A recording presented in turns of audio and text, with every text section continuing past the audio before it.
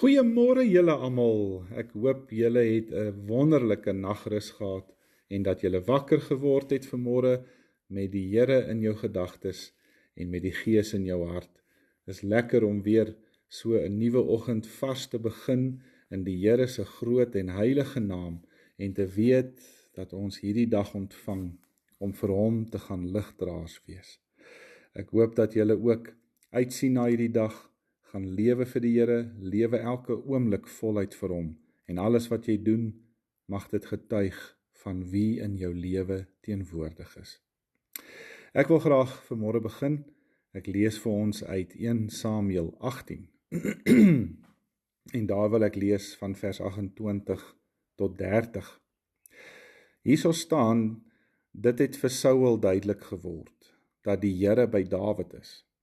En boonop het Saul se dogter Mikal vir Dawid liefgehad. En toe het Saul nog banger geword vir Dawid. En Saul was vergoed vyandig teen hom.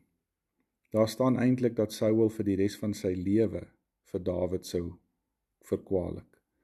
Die regeerders van die Filistyne het herhaaldelik opgetrek om oorlog te maak, maar elke keer as hulle opgetrek het Dawid net meer sukses gehad. Meer sukses as die offisiere van Saul, sodat hy meer en groter aansien kon verkry. Nou, hoekom hierdie gedeelte vanmôre so 'n bietjie by my opspring, is dit hierdie hele ding van dat mense ons soms kan skok, is dit nie? Weet julle, daar was 'n tyd wat Saul mal was oor Dawid. Daar was 'n tyd wat Saul alles wat hy gedoen het teenoor Dawid gaan toets het. Dawid was een van Saul se grootste vertrouelinge. En Dawid het 'n diep spoor in Saul se lewe gemaak, soveel so dat Dawid vir Saul amper met alles vertrou het. Maar tog was dit so maklik vir Saul om teen Dawid te draai toe hy deur Dawid bedreig voel. En as 'n ou die verhaal gaan lees, dan weet jy dat mense deur al die eeue maar nog nie regtig verander het nie, nê? Want jy weet ook dat mense jou soms teleurstel. En as dit 'n vertroueling was, dan kan jy des te meer nie hulle disloyaliteit glo nie. En al weet jy dat jy hulle moet vergewe, sukkel jy om hulle ooit weer te vertrou. Maar nog meer as dit, dan begin 'n ou te wonder, of kan jy regtig hoegenaamd enige een vertrou? Maar daar's vanmôre belangrike goed wat ons moet onthou. Die eerste ding is, ons bly almal maar mens. Daarom maak ons foute en ons is baie keer disloyaal. Baie keer dink ons maar net aan ons eie belang. Die tweede ding is, as ons eerlik is, dan moet ons ook maar onthou dat ek en jy al aan daai skuldige kant gestaan het. En dat ons ook al ander mense teleurgestel het en hulle vertroue nooit werd was nie. Maar ek dink die derde ding is nog belangriker.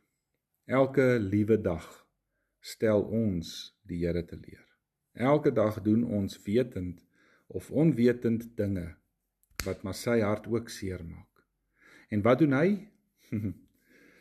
Dis maar net wie God is. Hy vergewe ons. Hy vergewe ons oor en oor en oor. So neem vandag al jou dinge na die Here Jesus toe. Gaan sit dit voor sy kruis neer. Gaan los dit daar. Stap weg met sy onvoorwaardelike weergee liefde. Kom ek en jy, maak ons oë toe, dan bid ons daaroor. Here Jesus, dit is regtig nie so maklik om lief te hê soos wat U het nie. Maar kom help my om dit reg te kry. Ek vra dit in U naam alleen.